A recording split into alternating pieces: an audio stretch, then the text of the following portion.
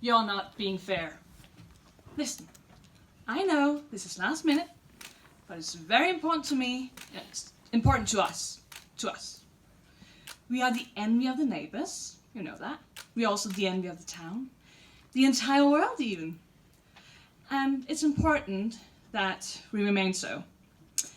And you know, it's all because of me, of my hard work. Don't look at me like that, you know it's true.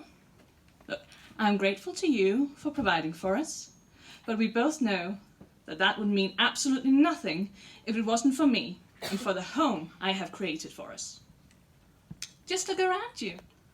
Don't you see how perfectly the curtains matches the carpet? How they match in every single room? And how can you miss all of our designer furniture that I spent days and nights tracking down at antique markets to ensure that they all had the important, authentic air to them?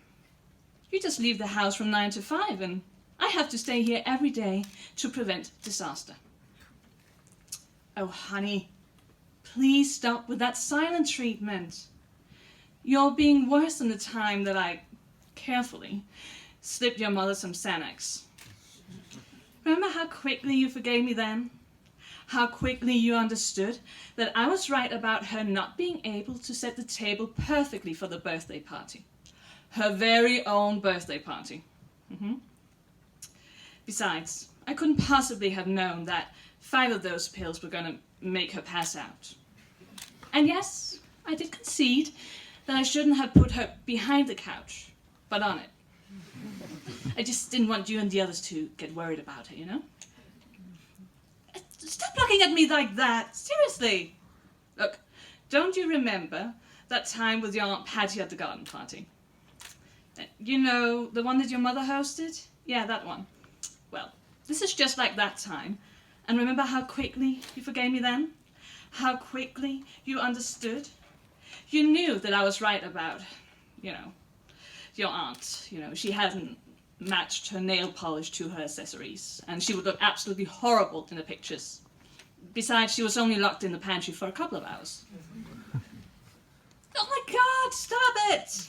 If you could forgive me at our wedding, you could definitely forgive me now. Remember how you were able to understand my reasoning then?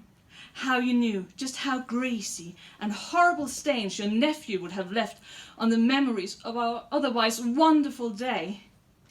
And you also know I didn't actually mean to do it. It's just he was standing right next to me and the bridge's fence was so not there.